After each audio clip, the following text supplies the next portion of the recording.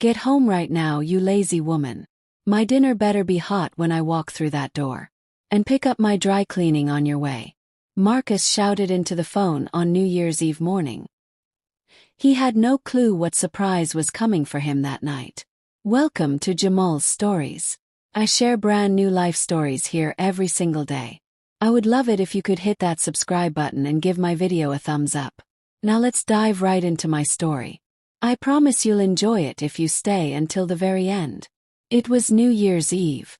The clock showed 5:30 in the afternoon. Rose was standing outside the pharmacy waiting for her prescription. Her feet hurt so badly she could barely stand. Her cell phone buzzed in her coat pocket. She already knew exactly who was calling.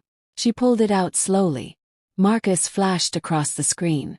She pressed the phone to her ear. Get home right now, you lazy woman. Her husband's angry voice boomed through the speaker. My dinner better be hot when I walk through that door. And pick up my dry cleaning on your way. Rose stood there quietly while he yelled at her. He went on and on about how she never did anything right. How she was the worst cook he'd ever met. And how his sister had warned him not to marry her. People walking by stared at her. Some looked sorry for her. Others just looked curious. Rose didn't say one word back. She just looked straight ahead at nothing. And she thought that this New Year's Eve would be the absolute last one she would ever spend as Marcus's wife. But to understand why that thought made her feel so relieved instead of scared, we need to go back many years. Back to when everything first started. Rose Martin was born in a tiny mountain town about 200 miles north of Denver. In a family where people showed love by doing things, not by saying sweet words all the time. Her father, James Martin, worked as a mechanic at the town's only auto shop. Her mother, Linda Martin, worked as a nurse at the small clinic near the highway. They never had lots of money, but their home was always filled with warmth and kindness and respect for each other. Rose grew up with one younger brother named Tommy, which was pretty normal for families back then. Her mother had some health problems after Tommy was born, so all of their parents' attention was split between the two kids. But this didn't make Rose act spoiled or mean. Actually, she learned from a very young age that she had to work hard for everything she wanted in life. Rose did pretty good in school. Though she wasn't always the smartest kid in her grade. She was really good at art classes.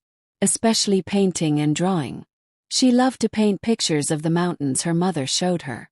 From the car window on their Sunday drives. And she dreamed that one day she would move to a bigger city.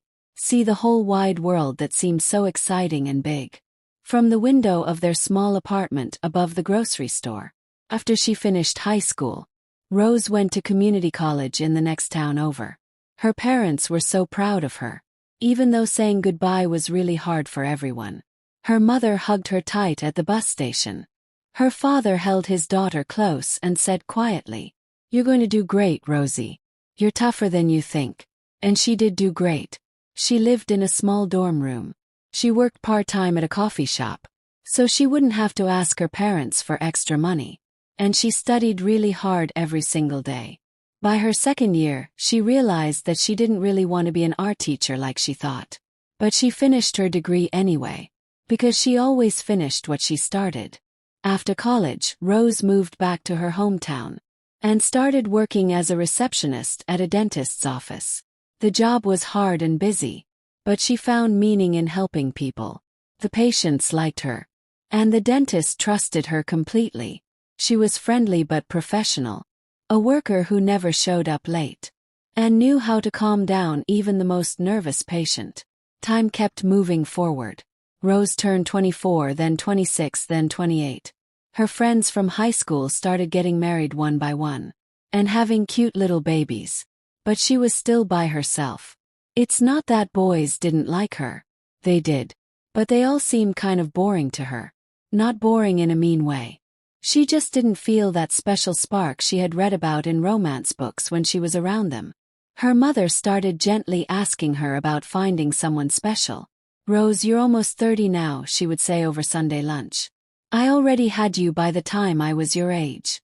Rose would just brush it off with a smile. But deep inside she knew.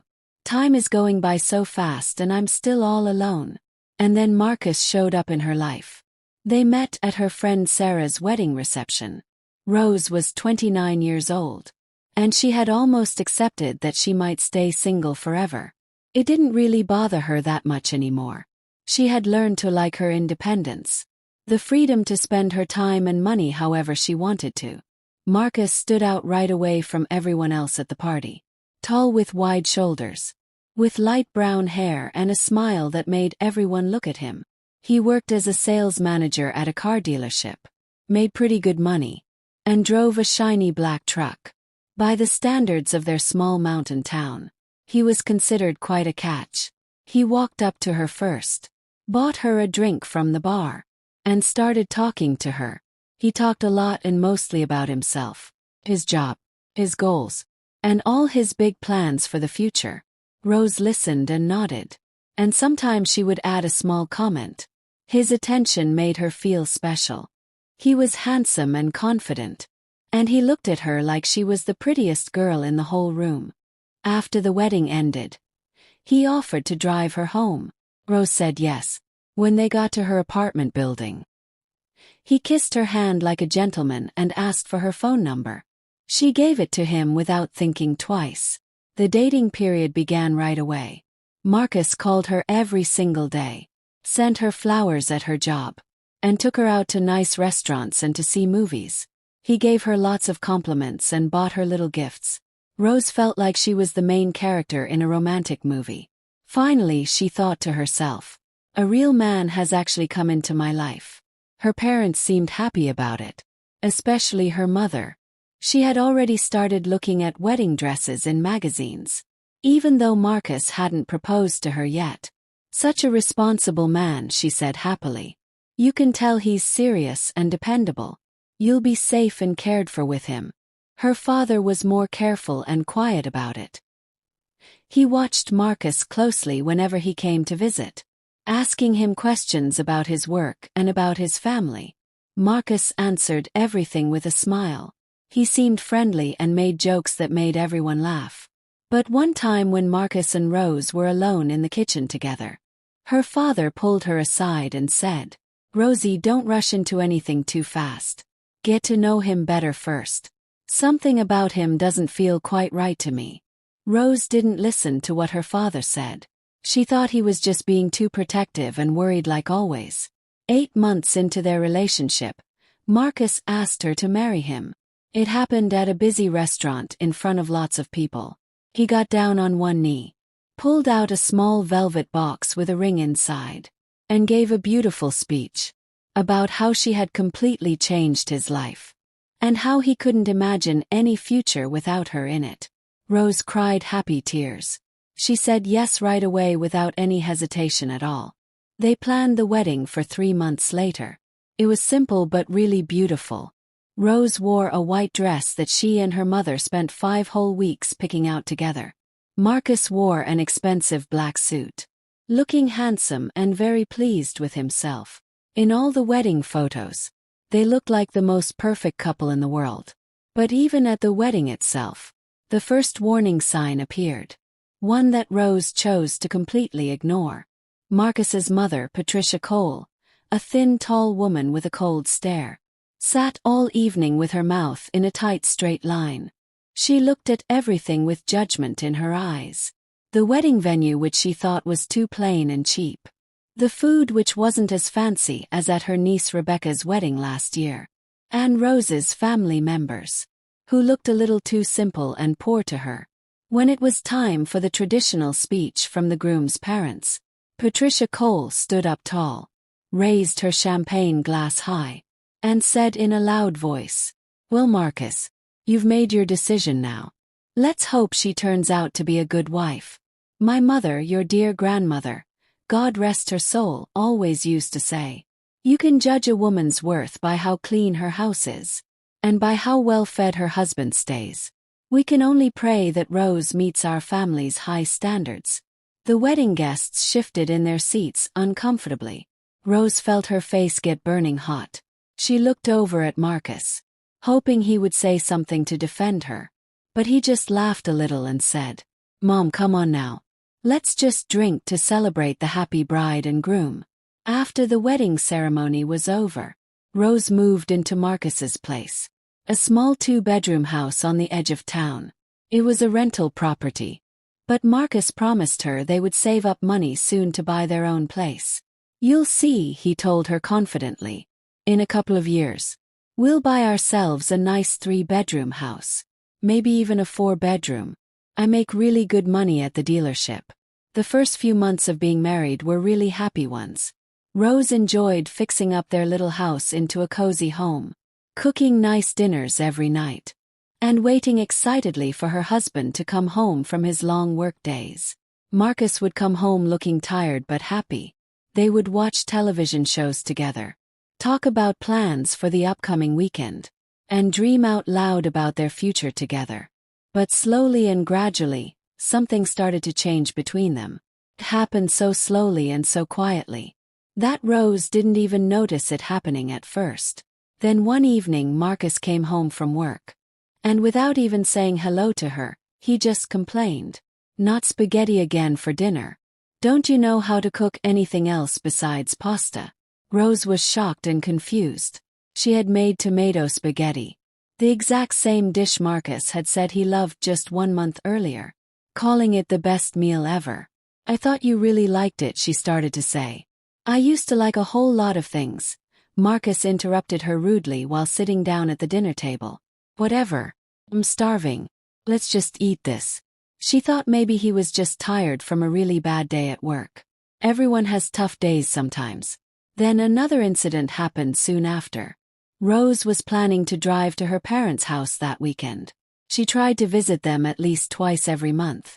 Marcus suddenly got angry and frowned at her. You're going to see them again. We just went there last Sunday. That was 3 whole weeks ago, Rose gently corrected him. So what's your point?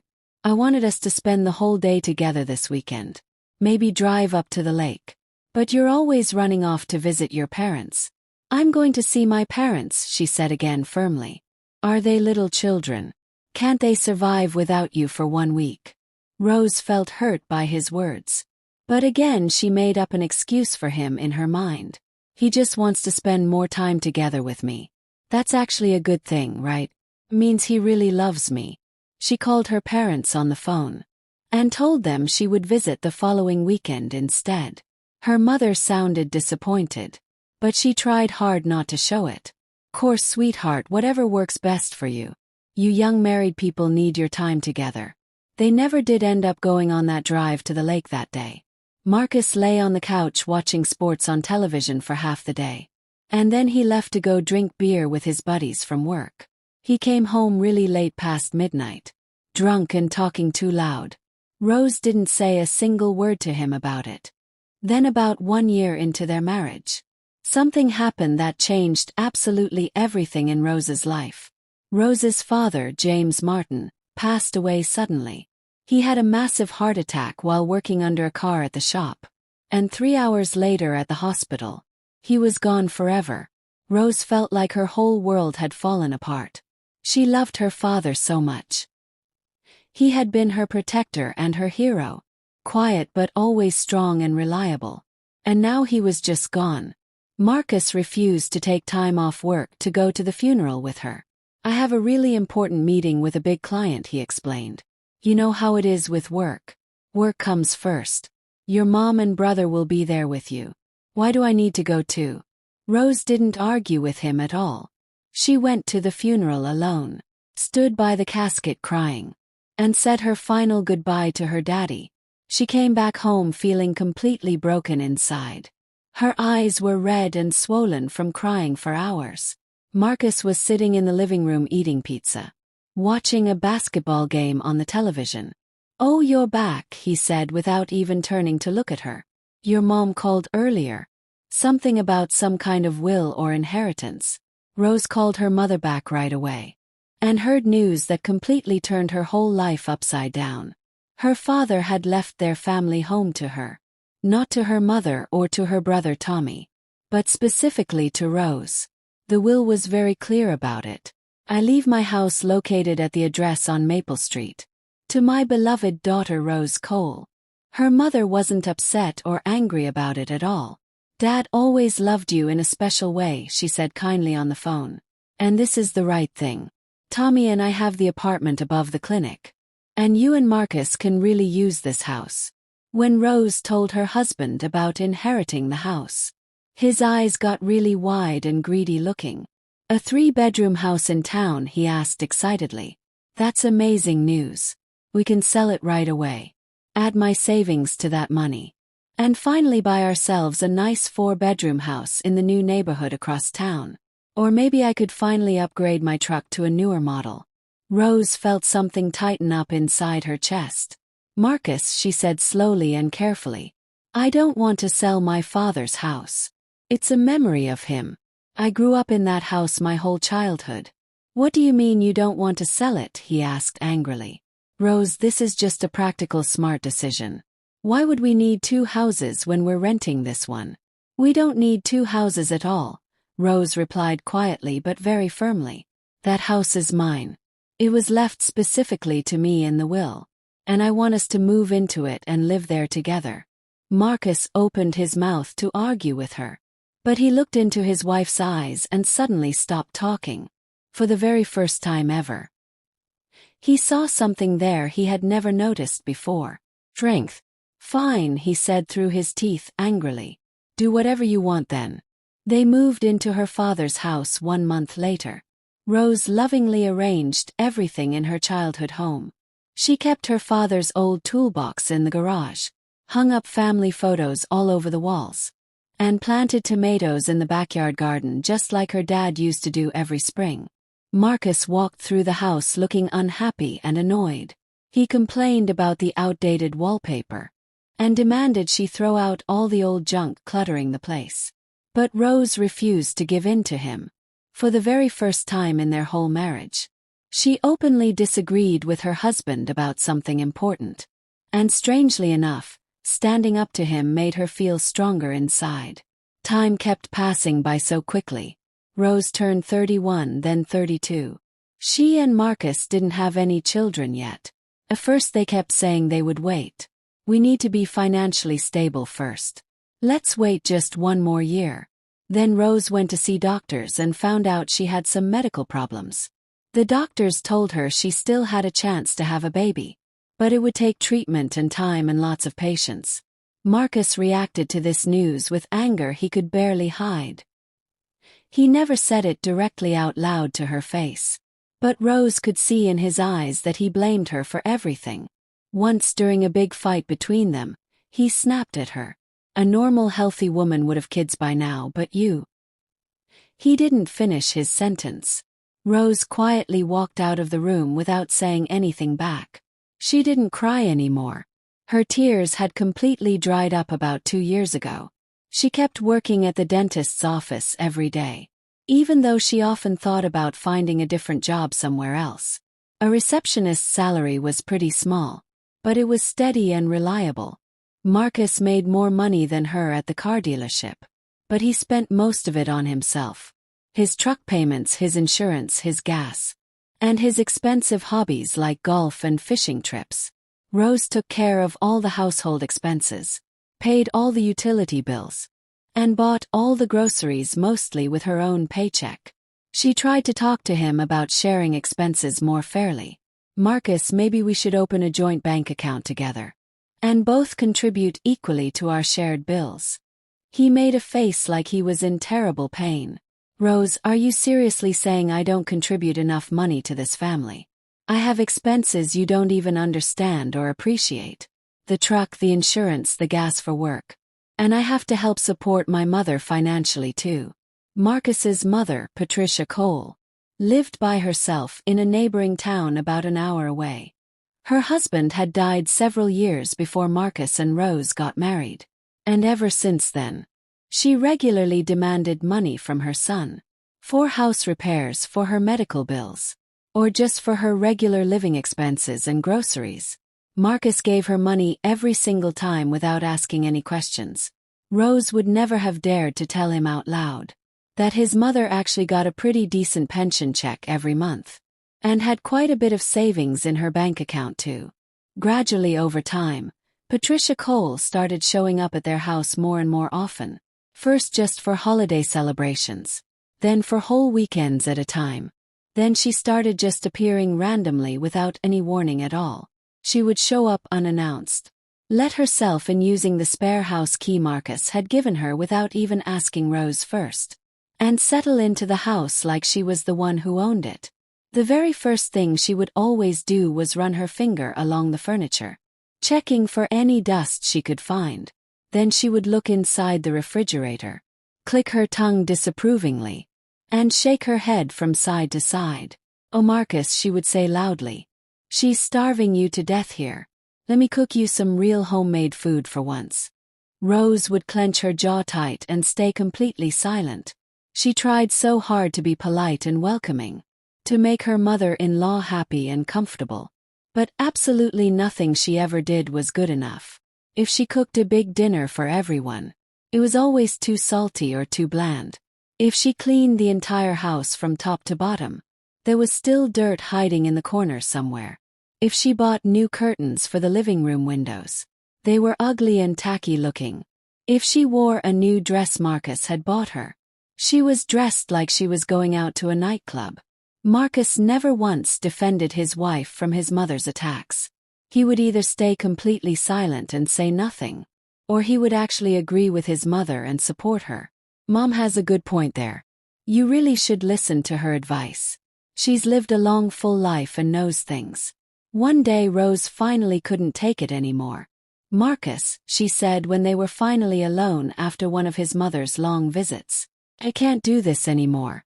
Your mother humiliates me and insults me in my own house." "Your house?" Marcus laughed meanly. "Are you the only person living here in this house? This house is legally in my name. It's my property, and I have every right to feel comfortable and respected here."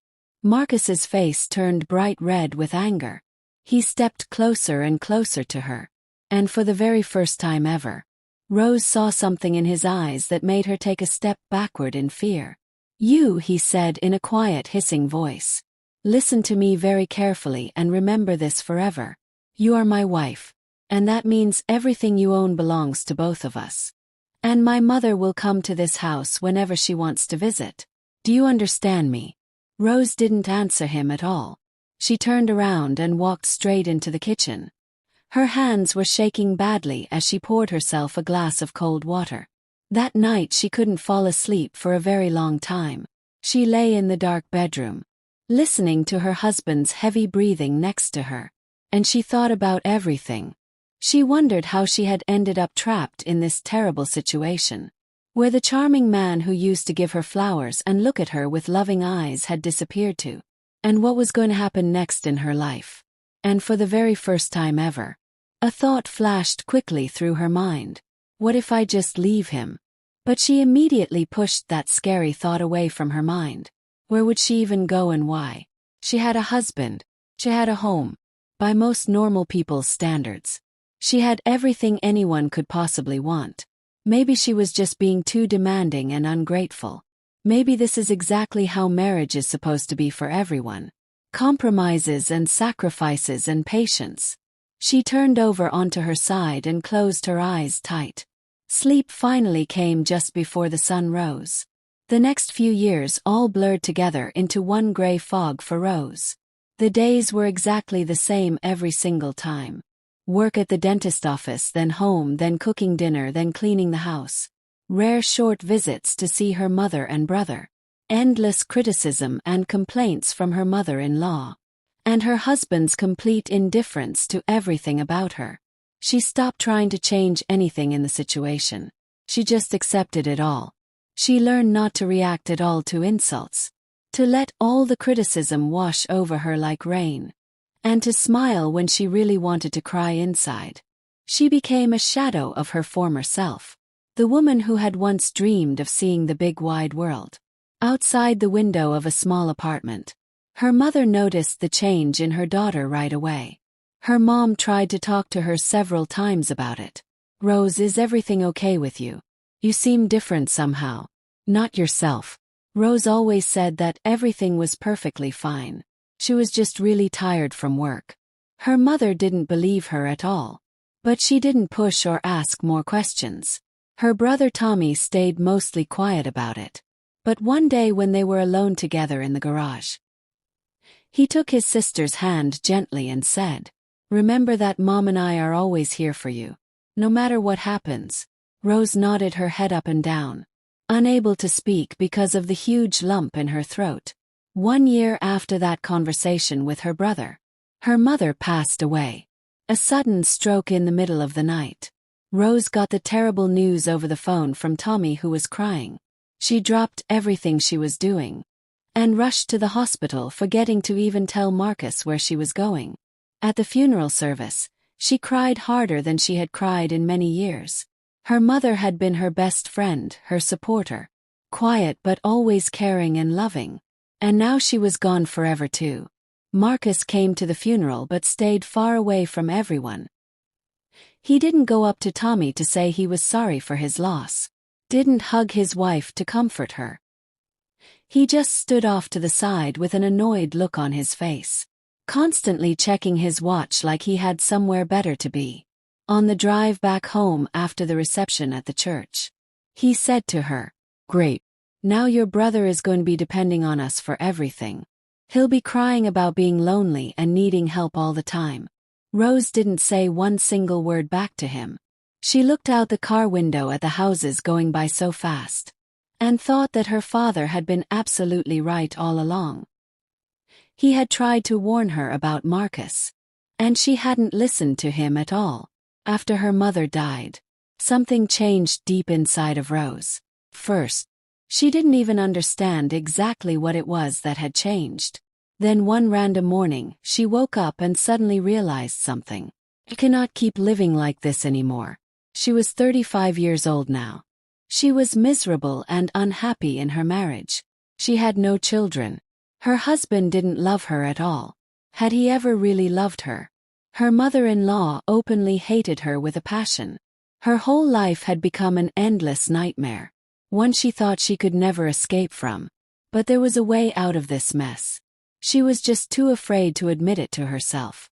Rose started acting very carefully and quietly, without drawing any attention to what she was doing.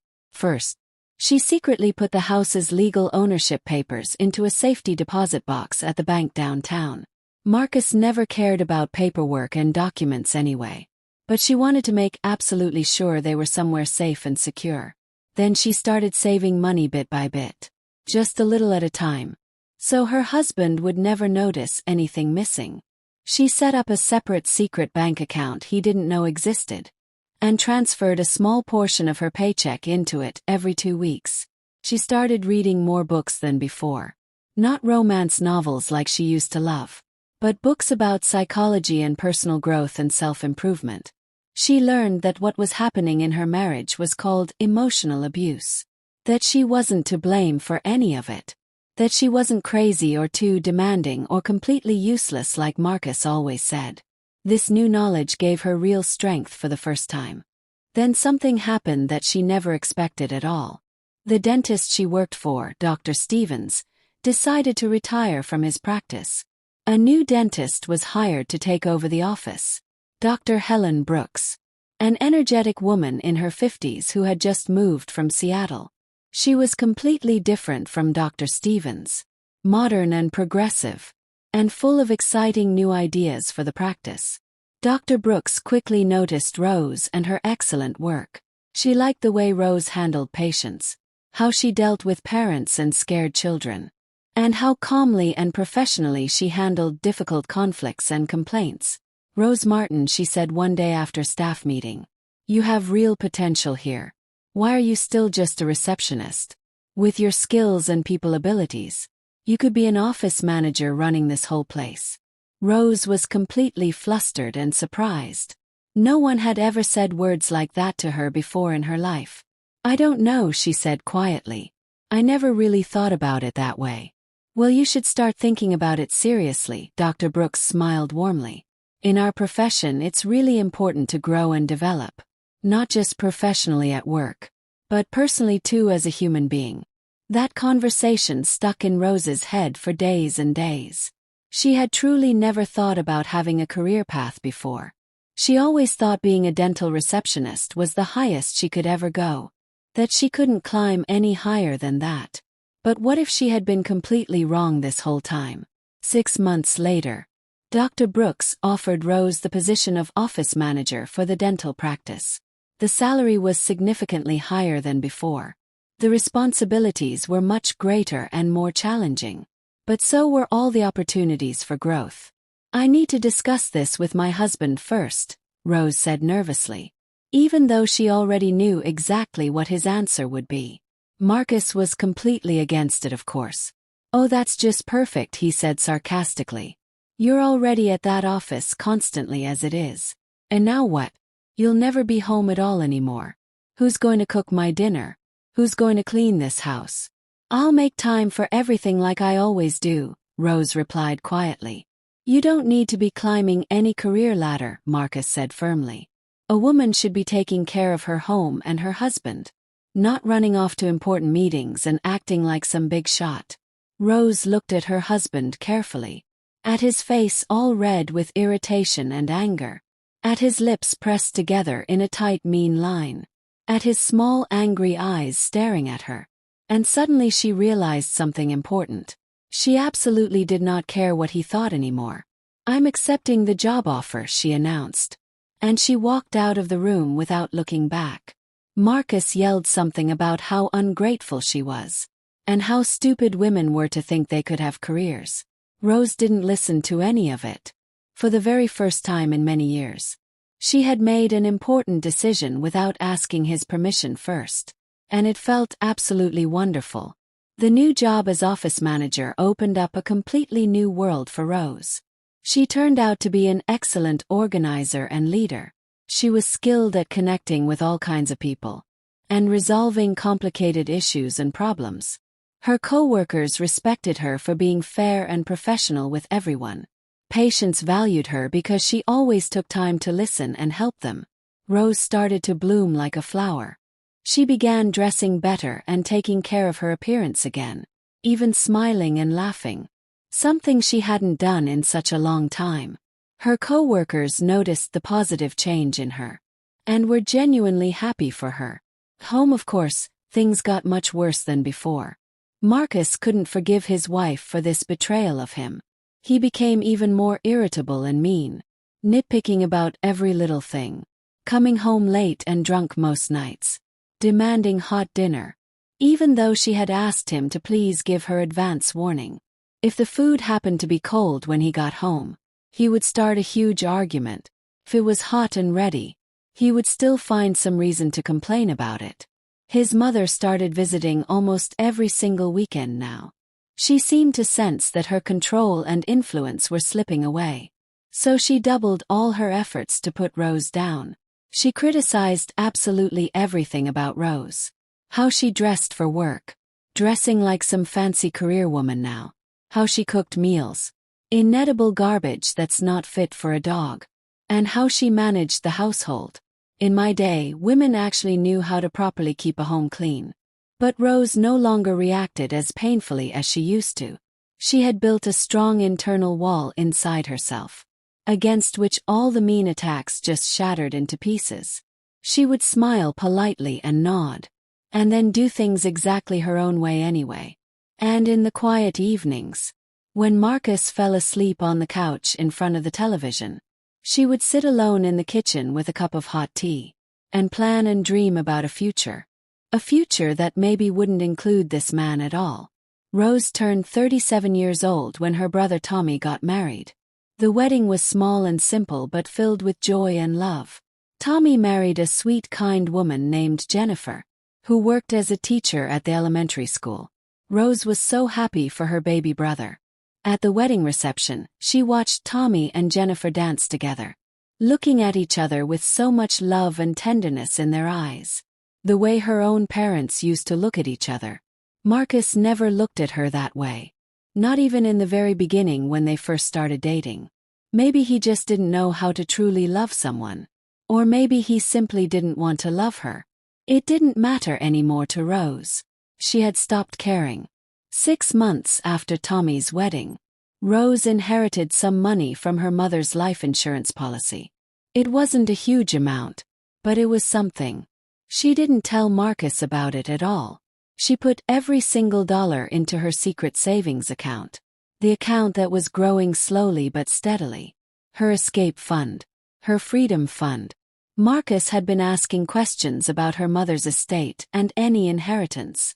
Rose told him there was nothing left after all the funeral expenses and medical bills.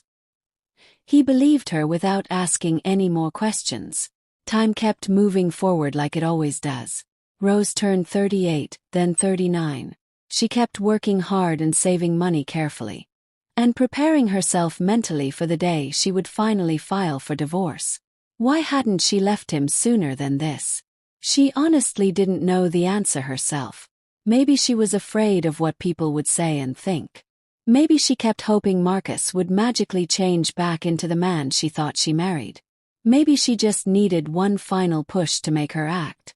That final push came exactly 1 week before New Year's Eve. Marcus came home drunk one evening. Not falling down drunk, but drunk enough that his tongue was loose and he said whatever he was thinking. He sat down at the kitchen table, demanded that Rose heat up his dinner immediately, and started talking while she warmed up his food in the microwave. "You know what?" he said while poking at his plate with a fork. "I've been thinking about something. I'm going to invite everyone over here for New Year's Eve. My mom obviously, my sister and her whole family. Maybe some of my buddies from the dealership too." Rose froze completely still. "What do you mean you're inviting everyone? We didn't talk about this at all." "What is there to talk about?" Marcus said loudly. "It's my house, my family. I want to celebrate the holiday with my people." "This is my house," Rose said quietly but very firmly. "The house is in my name legally." Marcus pushed his dinner plate away hard and looked at his wife with anger. "You know what?" he said in a mean voice. "How many years are you going to keep singing that Say My House song to me? I'm completely sick of it. As long as we're married, everything is shared equally, period. So get ready to host a party. I'll give you the full guest list tomorrow morning." He stood up from the table and walked into the living room. A minute later, the sound of the television filled the whole house. Rose stayed in the kitchen by herself. She leaned against the wall, feeling her heart pounding so hard in her chest. "Well, no more. Enough is enough." That night lying in bed, she made her final decision about everything. Rose spent the next whole week in a very strange state of mind. On the outside, everything seemed completely normal. Work, home, cooking meals, cleaning the house. She even started buying groceries for the New Year's party. Marcus had given her a detailed list of 25 items, not including all the alcohol he wanted. But inside herself, she felt perfectly calm and cold as ice. She knew exactly what she was going to do now. All she had to do was wait for exactly the right moment. She went to see a lawyer, an old friend of her father's who had helped with the house paperwork after he died. She explained her whole situation calmly and asked specific questions about divorce. The lawyer confirmed what she already knew in her heart. The house was her personal property, acquired through inheritance before the marriage even happened. Marcus had absolutely no legal rights to it at all. "You can ask him to leave the house at any time you choose," the lawyer explained clearly. "If he refuses to go, you call the police immediately. They are legally required to help you remove him." Rose nodded and took careful notes. She wasn't planning to call the police though. She knew Marcus would leave on his own without any force. He was a coward deep down inside. He had always been a coward his whole life. He just hid it really well behind all his aggression and anger. On December 28th, her mother-in-law called her on the phone. "Rose dear," she said in a fake sweet voice. She never called Rose dear or any nice name. Usually just "Hey you. We've decided to come a day early this year. We'll arrive on New Year's Eve morning to help you with all the cooking and preparation. You can't possibly handle it all by yourself." Rose wasn't surprised at all by this news. She had known for a long time that her mother-in-law's help really meant sitting on the couch giving orders while Rose did all the actual work. "All right," she answered in a calm voice. Come on over then. Marcus overheard the phone conversation and nodded his head smugly with satisfaction. See, even Mom wants to help you out. And you were complaining about her all the time. Rose stayed completely silent. On December 30th, she worked late at the dental office. There was a small holiday party for the staff. She got back home around 8:30 that night.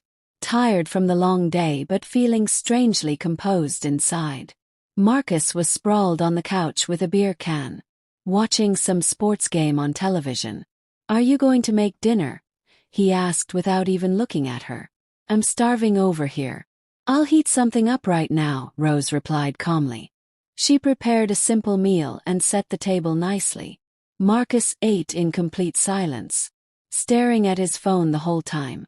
Rose sat across from him at the table and just watched him carefully. This complete stranger she had been living with for almost 8 years now.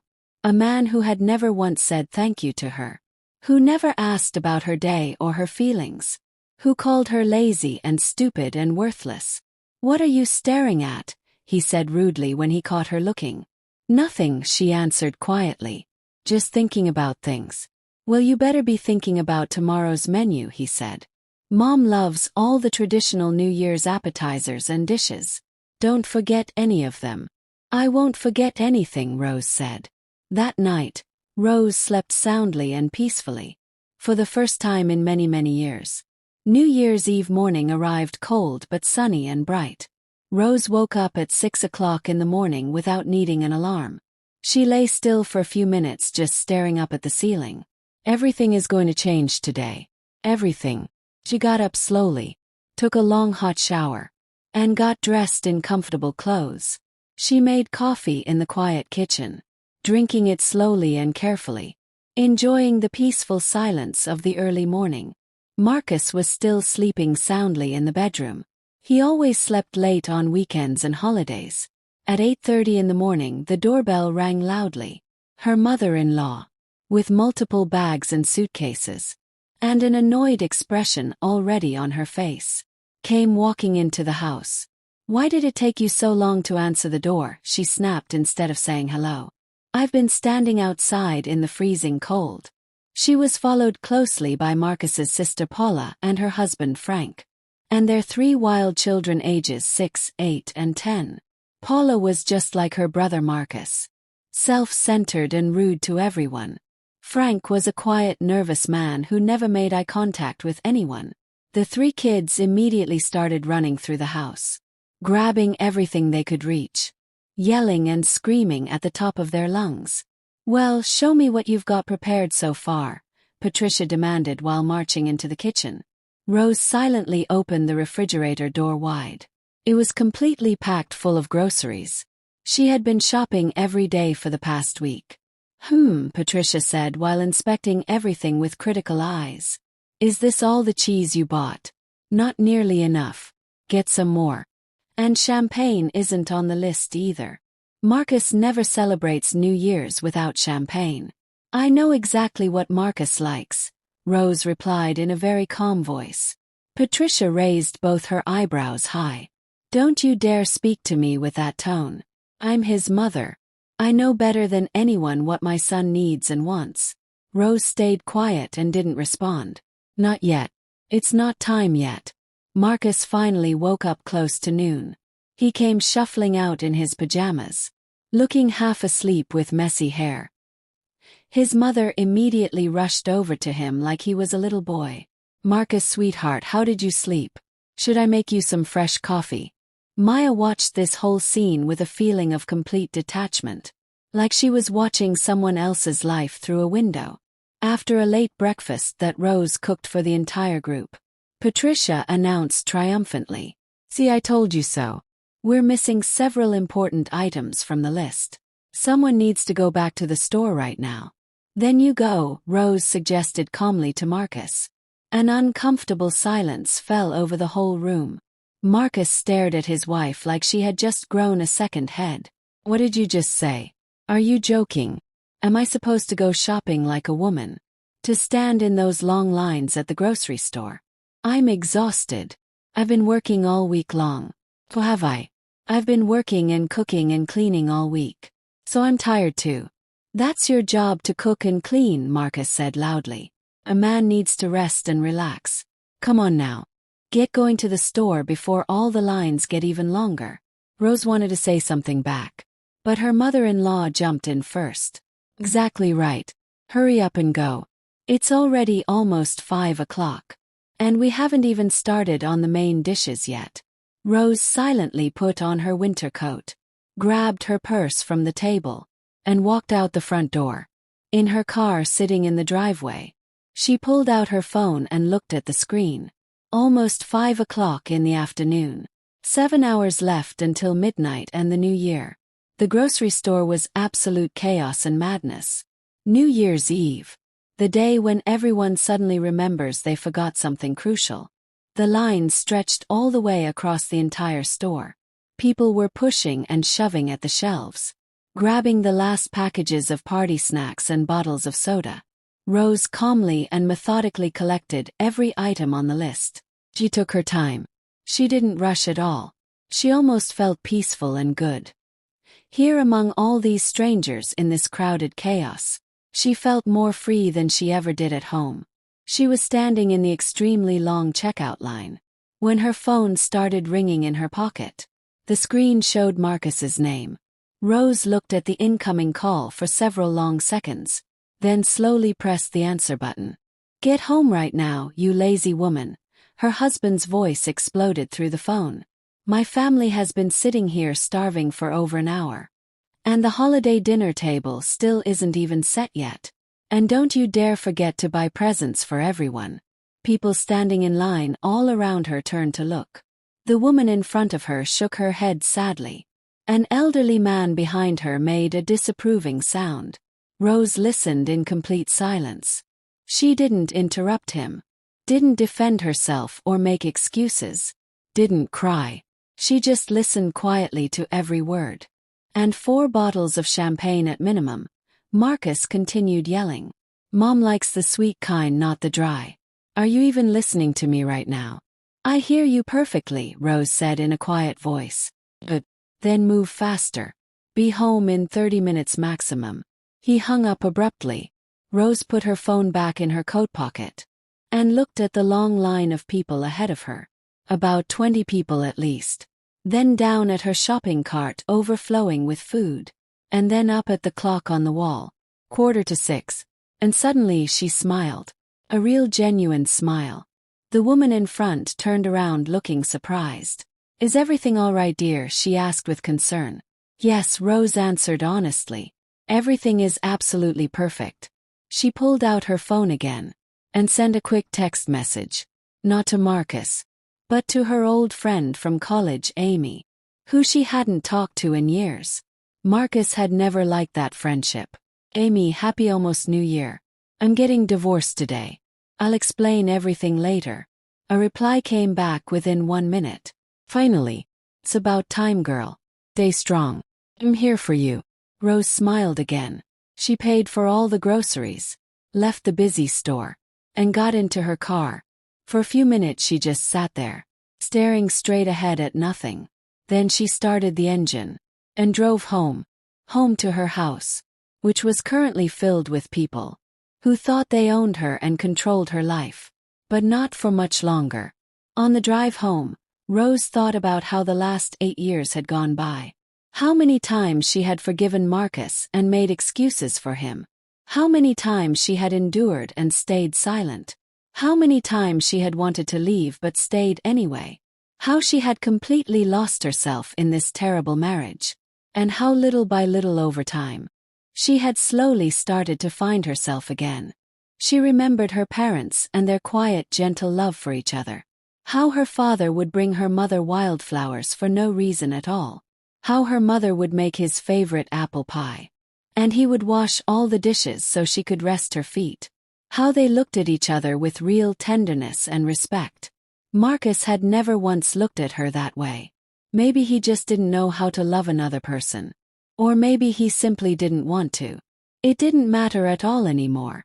Rose parked her car near the house, got out, and opened the trunk. She looked at all the heavy bags of groceries sitting there. So many of them. Enough food for a whole crowd of people. She stood there in the cold winter air holding those bags. And suddenly realized something important. She didn't want to carry them inside the house. She didn't want to cook a fancy holiday dinner for people who didn't respect her at all. She didn't want to smile and pretend everything was fine. She didn't want to. And she wouldn't. Rose put all the bags back in the trunk carefully, locked the car, and walked slowly to the front door. In the hallway, she pulled her key ring from her purse. She found the small key to the bank safety deposit box, and gently touched it like it was a lucky charm. The house ownership papers and all her important documents were safely stored there. The front door opened, and Rose stepped into her new life. The hallway smelled like her mother-in-law's perfume. Sickeningly sweet and strong. Rose took off her coat and carefully hung it on the coat rack. Loud voices and laughter came from the living room. "Where are all the groceries?" Marcus's voice boomed out. Rose didn't answer at all. She took off her boots, put on her comfortable house slippers, the ones her mother-in-law always called ratty old rags, and walked calmly into the living room. The scene she found was painfully familiar to her. Patricia was sitting in the big armchair, the very one that had belonged to Rose's grandmother. Marcus was lying stretched out on the sofa, his dirty feet up on the coffee table. Paula and Frank were sitting together on the love seat, both staring down at their phones, ignoring everything. The three children were running wild through the house, and one of them had already knocked over and broken a framed photo of Rose and her father from her childhood. "Well, it's about time," Patricia said with her lips pressed tight. "We're all starving to death here. And she's out taking a leisurely stroll. Where are all the shopping bags?" Marcus still didn't look up from his phone. "In the car," Rose replied calmly. Long pause. Marcus slowly turned his head to look at her. "In the car? What do you mean in the car?" "Exactly what I said. In the trunk. And you just left them out there." "Yes, I did." Marcus threw his phone down on the couch and jumped up off the sofa. His face started turning red. A sure sign a big storm was coming. "Have you completely lost your mind? That's all the food for the entire party tonight. It'll freeze solid out there." "It won't freeze," Rose said. "It's about 45 degrees outside right now. Not 20. Patricia gasped loudly and clutched at her chest dramatically, a gesture she used every time she wanted attention. "Marcus, what is she saying to us? She's mocking and disrespecting us. Mom, please calm down." Marcus walked right up to his wife. Now they were standing almost face to face. She could smell his cologne mixed with sweat and beer. "You clearly didn't understand me on the phone," he said through clenched teeth. "Now you're going to march outside. Bring every single bag up here. And start cooking dinner in the next 10 minutes. Like you're supposed to. Do you understand me?" Rose did not look away from his eyes. "No, it's not clear at all," she said firmly. "Because that's not going to happen." The next few seconds felt like they lasted forever. She watched Marcus's face change from confusion, shock, pure rage, saw the vein throbbing at his temple, and his fists clenching at his sides. "You," he choked on his own anger. "What are you doing? In front of everyone here. In front of my mother. In front of my sister. In front of everyone." Rose spoke evenly without raising her voice even a little. "I am no longer going to tolerate any of this." "Tolerate? Tolerate what exactly?" "Tolerate you and your entire family. That's what." Patricia jumped out of the armchair with surprising speed for someone her size.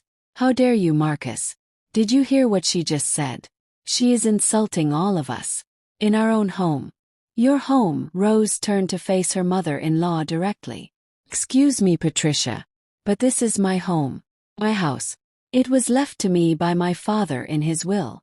And it is in my name only. You are guests in my house. Or rather, you were guests." The silence became so thick you could cut it with a knife. Paula got up off the love seat quickly. Frank shrank back even further into the corner. The three children stopped running around, sensing something serious was happening.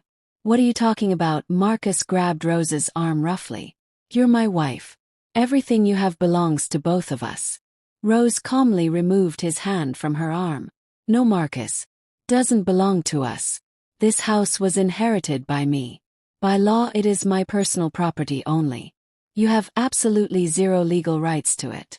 You can check with any lawyer if you don't believe me. You can't be serious right now, Marcus stammered. He didn't know what to say. In 8 years of marriage, his wife had never spoken to him in this tone of voice. He was used to her always agreeing, always giving in, always staying quiet. Are you drunk or something? He finally managed to say. Completely sober, Rose answered. More sober than I've been in years, actually.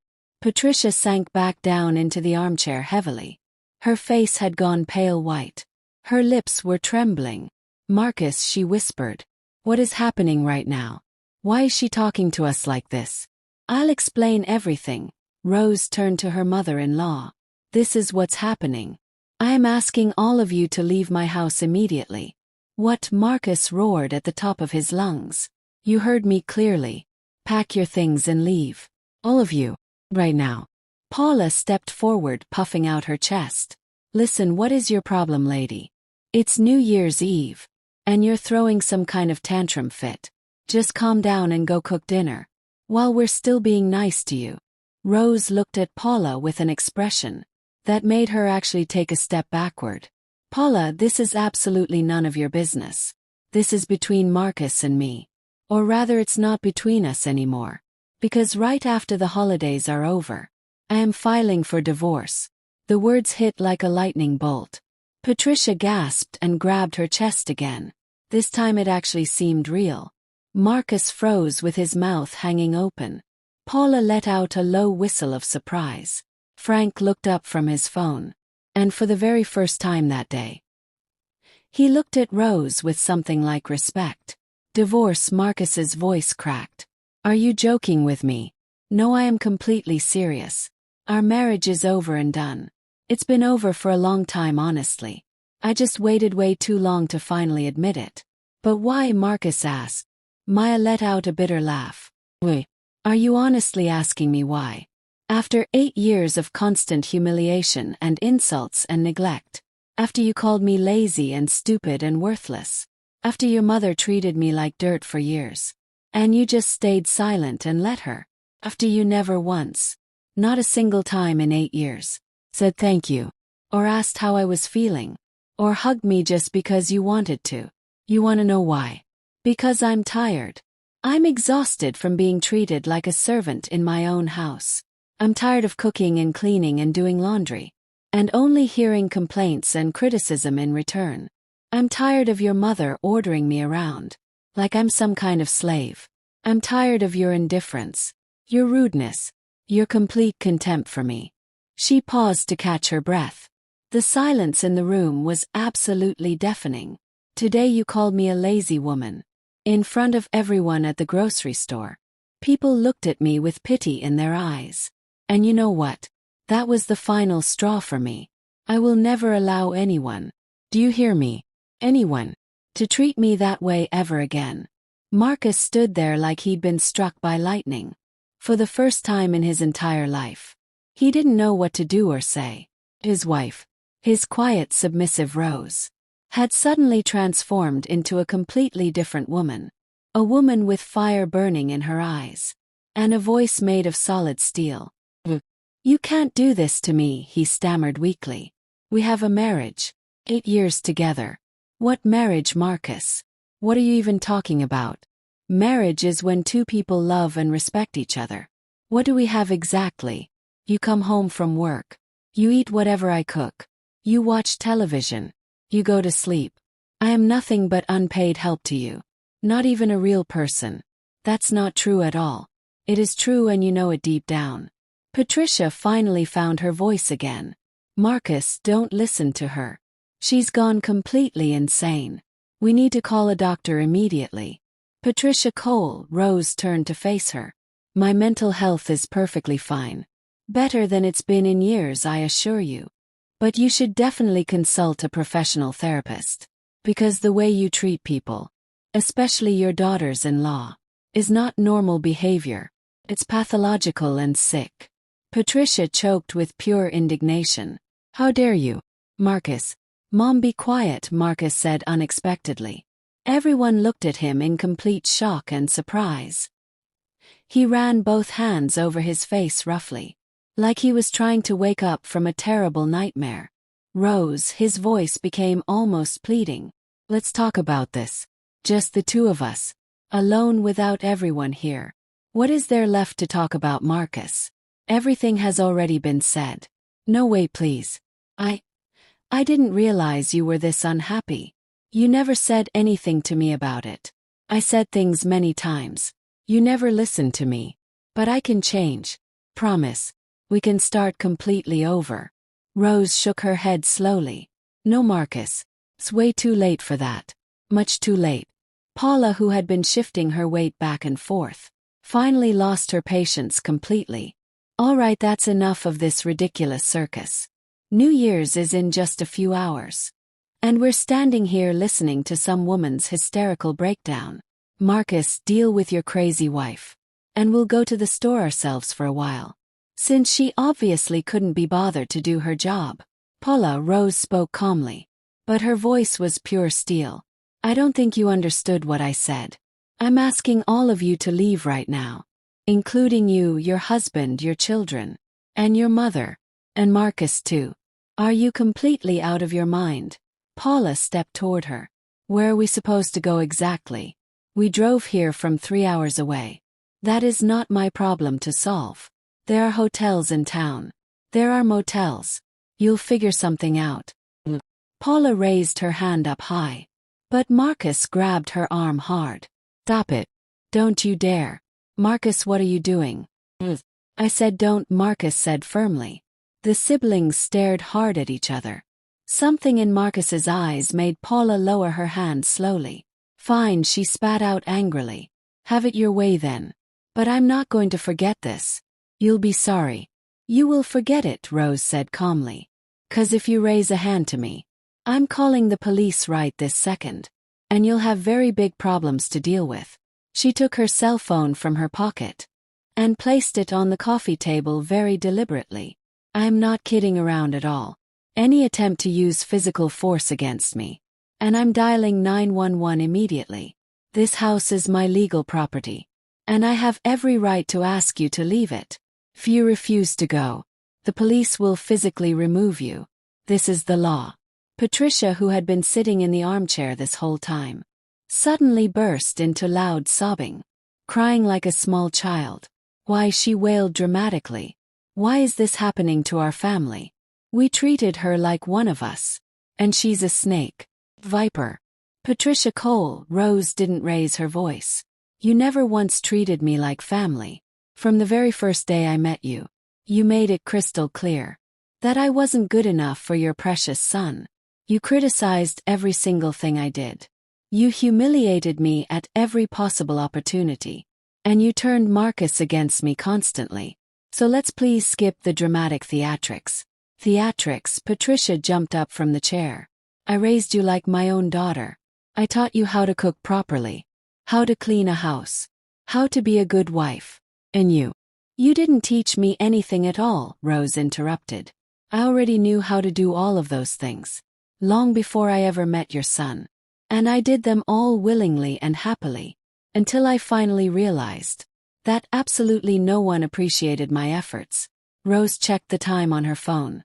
6:45 right now. I'm giving all of you exactly 1 hour to pack your belongings. You must all be out of my house by 7:45. No exceptions. And if we refuse to leave, Paula challenged her, then I call the police exactly like I said. You wouldn't actually dare. I absolutely would dare. They all stared at each other in tense silence. Rose and the 4 adults, who were so used to pushing her around and controlling her. And for the very first time in all these years, she felt absolutely no fear at all, only bone-deep weariness, and a strange, almost physical sense of relief washing over her. Marcus, she turned to her husband. You also have to leave. You can take your necessary personal items now. You can pick up the rest of your belongings later, after the holidays are over.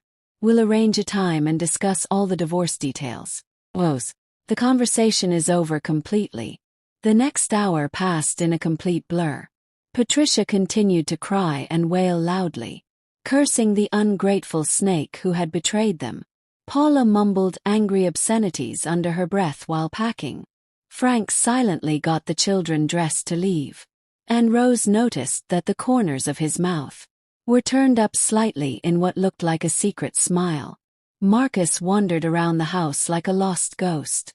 He would pick up an item, then set it back down. Several times he approached Rose, trying to say something to her, but she turned away every single time. At one point he stopped right in the middle of the room, and said out loud, "I don't understand why this has to happen now. Why on New Year's Eve of all nights?" Rose, who was sitting in the kitchen with a cup of tea, looked up at him. "'Cause today you called me a lazy woman. In front of everyone at the store. For the very last time. I didn't think it was that serious. I was just angry and upset." "You're always just angry and upset, Marcus. For 8 whole years. And I've tolerated it for 8 years. But I won't tolerate it anymore. Not for one more day. But we can." "No, Marcus. We can't. We can't anymore." He lowered his head and silently left the kitchen without another word. At 7:35 they were finally ready to go. Patricia red-faced from tears and rage. Paula stone-faced and furious. Frank with the 3 confused children, who still didn't understand what was happening. And Marcus looking bewildered, like he had aged 10 years in just 1 hour. They all stood in the entryway, dressed in their coats and holding their bags. Rose watched them from the kitchen doorway. "You're going to regret this," Patricia hissed at her. "You'll end up alone, like a dog in the street. No one will ever want you, except my Marcus. And he'll forgive you eventually. You'll see. He's kind and forgiving. Like you. You ungrateful witch." "Goodbye, Patricia Cole," Rose replied calmly. "We will meet again," Patricia said threateningly. "I will never forgive you for this. You will answer to me for everything you've done." "Mom, let's just go." Marcus took her arm gently. He turned back to look at Rose one last time. There was something new in his eyes now. Not anger or hurt, but maybe a flicker of understanding. Or perhaps just pure exhaustion. "I'll call you after the holidays," he said quietly. Fine. He opened the front door. Patricia and Paula's family went out first into the cold night. Marcus stayed on the threshold for a moment. "Rose, sorry. For everything that happened." She said absolutely nothing. She just watched him walk out. Watched the door close behind him. Watched the lock click into place. And only then did she finally allow herself to cry. Tears streamed down her face. But they weren't tears of sadness or grief. They were tears of pure relief. Of release. Of freedom. Rose sank down to the floor. Right there in the front hallway. Leaned her back against the wall. And cried. She cried for all the years she had forbidden herself to cry. For all the humiliations she had swallowed in silence. For all the dreams she had buried. To try to save a marriage that was already dead. She cried for a long time. Maybe 10 minutes. Maybe half an hour. Time completely lost all meaning. Finally the tears stopped flowing. Rose got up slowly. Washed her face with cold water in the bathroom. And looked at herself in the mirror. She saw a woman with red puffy eyes. And a nose red from crying. But there was something new in those eyes. Like, oh, life itself. She smiled at her own reflection. "Happy New Year, Rose Martin," she said out loud. "To a brand new life." The house seemed unusually quiet and peaceful. Rose walked through all the rooms. Like she was getting to know them again for the first time. Here was the living room. Where her mother-in-law had sat for so many years. Here was the bedroom. Where she had lain awake at night. Staring at the ceiling and dreaming of a different life. Here was the kitchen. Where she had spent countless hours. Preparing meals for people who never appreciated her. Now all of it was just hers. Her home. Her space. Her life. Rose opened the refrigerator. It was almost completely empty. All the groceries were still sitting in her car trunk. She laughed out loud. Well, she would definitely do without fancy New Year's appetizers tonight. She found a frozen pizza in the freezer. Her favorite kind. The kind she bought in secret. Because Marcus always said frozen food was for poor people. She turned on the oven and pulled a bottle of wine from the back of the cabinet. A birthday gift from a coworker that she had never opened. While the oven was heating up, Rose set a small table by the window and placed a candle on it. A simple white one she kept for power outages. She lit it carefully. Through the window, she could see lights twinkling in all the neighboring houses. People rushing around preparing for the holiday. Somewhere nearby, impatient fireworks were already going off. Unable to wait until midnight, Rose sat down at the table. With her plate of hot pizza and a glass of red wine, she looked at the clock on the wall. 9:15. 2 hours and 45 minutes until the new year arrived. She raised her wine glass high. To freedom, she said to the empty quiet room, and took a sip. The wine was rich and warming. The pizza was hot and delicious. And the silence was an absolute blessing. At 10:30, her friend Amy called. Well, how are you doing? Her voice was excited and concerned. Good. Better than good, actually. You kicked them all out. I kicked every single one of them out. Good for you, girl, Amy said. You put up with that for way too long. And you finally did it. I still can't believe I actually did it, Rose smiled. Listen, why don't you come over to my place? We have a fun group here. Let's ring in the new year together. Rose thought about it for a moment. No, Amy. Thank you so much. But I want to be alone tonight. My first New Year's Eve alone in so many years. My own night. You understand, right? I totally understand. She could hear the smile in her friend's voice. Then Happy New Year to you. And call me anytime you need anything. Thanks. Happy New Year.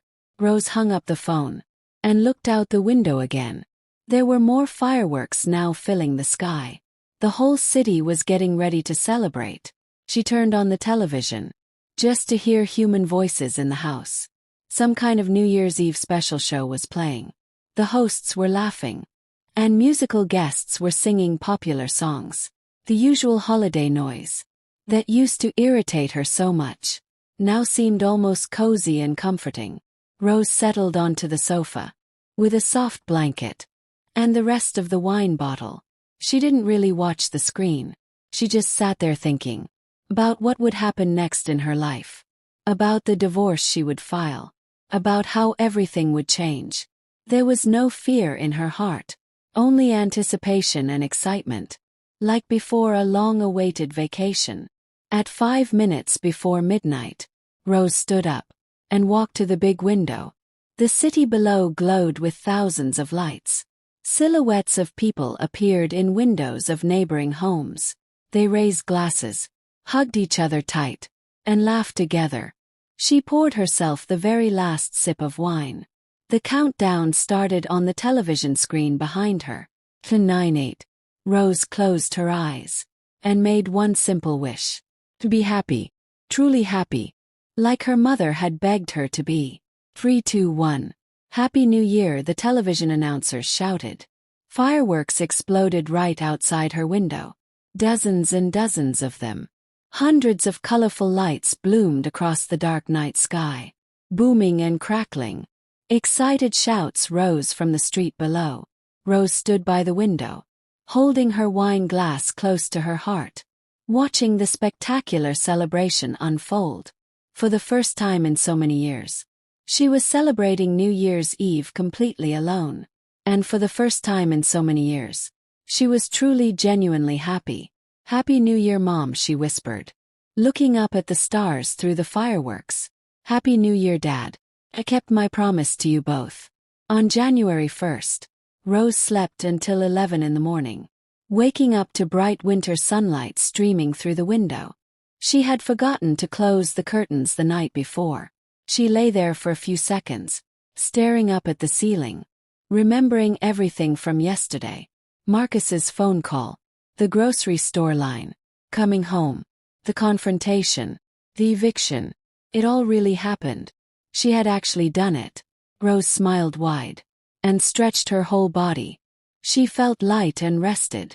For the first time in forever, she had truly slept well, without anxious dreams, without waking up in the middle of the night. She got up, took a long shower, and made fresh coffee. Simple, ordinary morning routines. But today they felt completely different. Every single action felt deliberate and meaningful. Every moment felt precious and valuable. Her phone sat silent on the counter.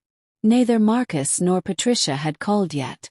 Maybe they were still sleeping off a difficult night. Maybe they didn't know what to say to her. Rose didn't care at all. She sat in the kitchen with her coffee mug and looked out the window at the snow-covered city sparkling in the sunshine. The first day of the brand new year. The first day of her new life. In the evening, Marcus finally called. Rose, we need to talk about this. About what exactly? About us. About everything that happened. She paused for a moment. Fine, but not today. Come over on January 3rd at 2 o'clock. Why not today? Because I don't want to see you today. He didn't argue with her. That was very unusual. All right then. The 3rd at 2. See you then. Rose hung up. January 3rd. She had 2 more full days to prepare herself. Gather all her documents together. Plan exactly what to say. And make her decision absolutely final. Not that she had any doubts left. But she knew Marcus would try hard to change her mind. Try to persuade her to give him another chance. Maybe even threaten her. She had to be ready for absolutely anything. She pulled out a notebook from the kitchen drawer and started writing a detailed list of things to do.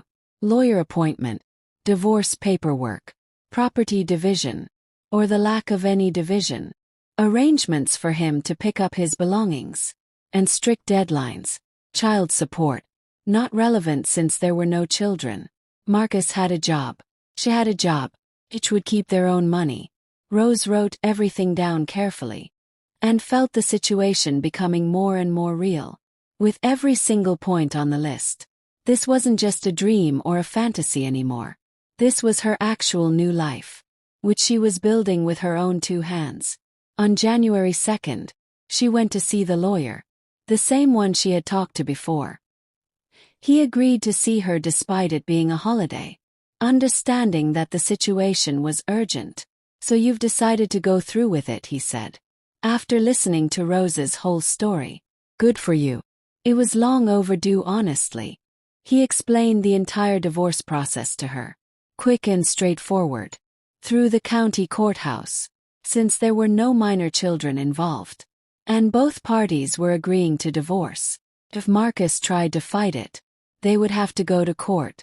But that wasn't really frightening either. The house is your personal property. That is completely indisputable. He has 0 rights to it legally. If he tries to make a claim, the court will immediately deny it. You have the law completely on your side. Rose nodded and took careful notes, and asked specific questions. The lawyer answered everything patiently and thoroughly. And one more important thing he added at the very end. If he starts making threats, or uses any kind of force against you, call the police immediately. Don't tolerate it even once. Don't wait and hope it gets better.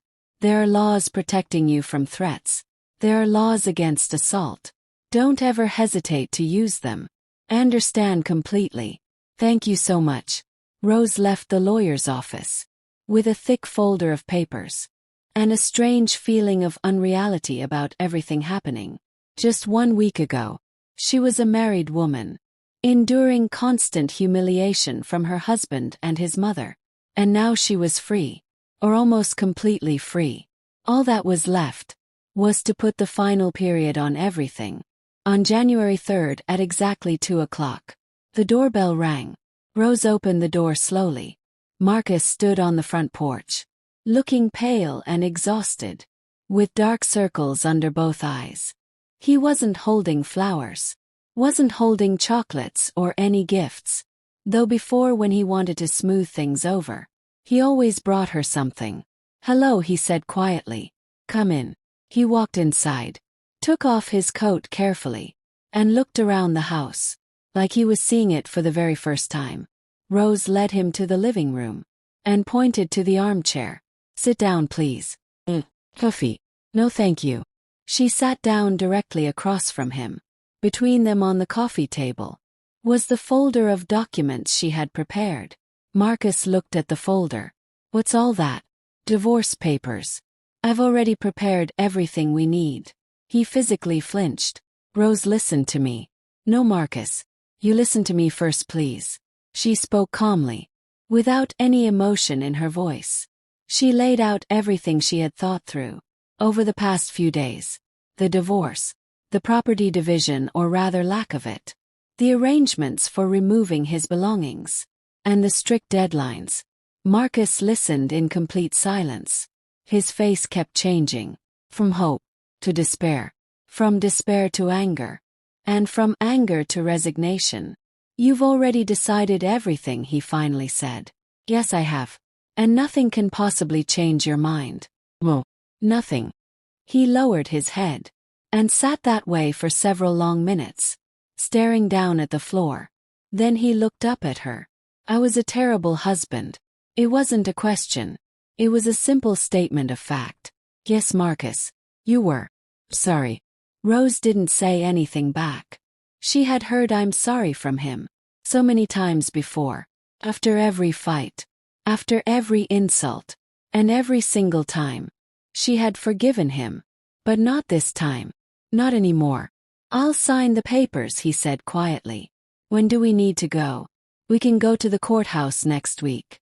If you agree to everything, the whole process will take about 1 month total. He nodded slowly. I agree to everything. It was completely unexpected. Rose had prepared herself for arguments, for threats, for manipulation. But Marcus simply gave up without a fight. Why, she blurted out. Why aren't you arguing with me? Why aren't you trying to change my mind about this? He smiled, but it was bitter and sad. What would be the point? You're absolutely right. Right about everything. I was a horrible husband to you. And my mother was also terrible to you. We completely ruined 8 years of your life. Rose stayed silent. You know, when you threw us all out the other night, I was furious at first. Thought, how dare she? Who does she think she is? And then I started remembering everything. Everything from the beginning. How we first met. What you were like back then. What you became over the years. And I realized something. I was the one who did that to you. I made you that way. Unhappy. Defeated. Broken. He looked directly into her eyes. You were completely different when we first met. Full of life and energy. With light in your eyes. And then the light just went out. And I didn't even notice when it happened. I didn't notice either, Rose said very quietly. Until it was way too late. Forgive me. Really truly forgive me. Not so that I can come back. I just need to say it out loud. I was a complete idiot. And if I could somehow go back in time. But you can't go back. Can't. They sat together in silence. Snow was falling gently outside the window. Soft and fluffy. New Year's snow. I'll come pick up my things next week, Marcus said. If that's all right with you. That's fine with me. Just call ahead of time. He stood up from the chair. Well then. I guess I'll see you at the courthouse. See you there. Rose walked him to the front door. On the threshold he turned back. You're beautiful, he said suddenly. Now I mean, you're practically glowing. I haven't seen you look like this in such a long time. That's because I'm finally free, Rose said. He nodded slowly. Goodbye, Rose. Goodbye, Marcus. The door closed. Rose leaned her back against it and closed her eyes tight. Her heart was pounding hard, but not from fear, from relief. It was finally over. Or rather, it was finally the beginning. 6 months passed by quickly. Rose stood in the middle of her newly renovated kitchen, admiring all the results of her hard work. Light-colored walls, wooden open shelves, a large farmhouse table by the window, pots of fresh basil and rosemary sat on the sunny windowsill. A lemon cake was baking in the oven, filling the whole house with the most wonderful smell. She had sold her father's house 1 month ago. After thinking about it very carefully, she didn't need 2 properties anymore. And the money from the sale went straight into her savings account, her dream account. At work, everything continued smoothly and steadily. Reports and schedules and staff meetings. The routine that had once seemed so boring was now actually comforting and peaceful. Rose came to the office every day, did her job well, and went home to her own quiet house. A simple, predictable life. But something had changed deep inside her. One evening she pulled out an old notebook from the back of a cabinet, the very one where she used to write down all her favorite recipes and baking ideas, cookies and cakes and pies. Some of the pages were faded and yellowed. She had started writing in it back in her college days. Rose flipped through the pages slowly, remembering how she had dreamed of opening her own little bakery someday. Small cozy place that smelled like vanilla and cinnamon. A glass display case full of beautiful, colorful pastries, and the happy, smiling faces of customers. That dream had never gone away. It had just been pushed aside. First because of work and saving money, then because of the wedding, then because of Marcus. Why not now, Rose thought to herself. She had the house paid off. The job was stable and secure. She could start saving again, this time for her very own business. She opened her laptop computer and started researching online how to open a bakery in her city. 3 months later, Rose enrolled in professional pastry classes. Not because she didn't know how to bake. She did, and she was very good at it. But to get an official certification, it was important for starting a real business. The classes were held every Saturday and Sunday. 20 people in the group, professional kitchen equipment, and a strict instructor from France, who frowned at any tiny mistake in a recipe. Baking is exact science, he would repeat, with his thick French accent. 1 gram here, 1 gram there, and it is complete disaster. Rose worked harder than anyone else. Her croissants came out perfectly flaky and buttery. The cream was light and airy, and the chocolate cake was moist and rich. The instructor praised her work more often than he praised anyone else. You have natural talent, he said one day. That is very rare. Technique anyone can learn, but talent cannot be taught. Rose smiled with pride. For the first time in so long, she felt like she was moving in exactly the right direction. Spring arrived early that year. By April, the cherry trees were covered in beautiful pink blossoms, and the whole city seemed to glow. Rose walked home from work one afternoon. She wanted to enjoy the fresh air and have time to think. She passed by a small empty storefront on the ground floor of an apartment building and suddenly stopped walking. For rent, the space was tiny, no more than 500 square feet. The big windows faced a quiet residential street. Nearby were apartment buildings, elementary school, and a public park. Perfect location. Rose took out her phone and photographed the rental sign. That evening she called the number and scheduled a time to see the space. 1 year later, Rose's bakery officially opened. In that exact same small space, cozy and warm, with wooden tables and comfortable chairs, a glass display case filled with fresh baked goods, the smell of bread and cookies and cakes, and soft music playing through speakers in the ceiling. Everything exactly as she had dreamed. The grand opening was simple, just for close friends and family, Amy and other former co-workers, and her brother Tommy with his wife Jennifer. Rose stood behind the counter herself, serving her guests her signature peach cobbler, made from her grandmother's old recipe. Rose, this is absolutely incredible, Amy said, while licking her spoon clean. You're a genius. I just bake what I love, Rose smiled. No, you make people happy. That's worth so much more. Sometimes in the quiet evenings, when she was closing up the bakery, Rose thought about how her life might have turned out. Things had been different. If she had never met Marcus. If she had never fallen in love. If she had never gotten married. If she had never stood up for herself, she would probably be sitting in a rented apartment somewhere right now, with no money, no home, no dream, and Marcus would be celebrating his victory over her. But she hadn't allowed that to happen. Rose looked around her small bakery, at the display case full of pastries, at the tables and chairs, at the sign with her name on it, and she smiled wide. 8 years of struggle, 1 year of courage, and a whole lifetime ahead. That was finally truly her own.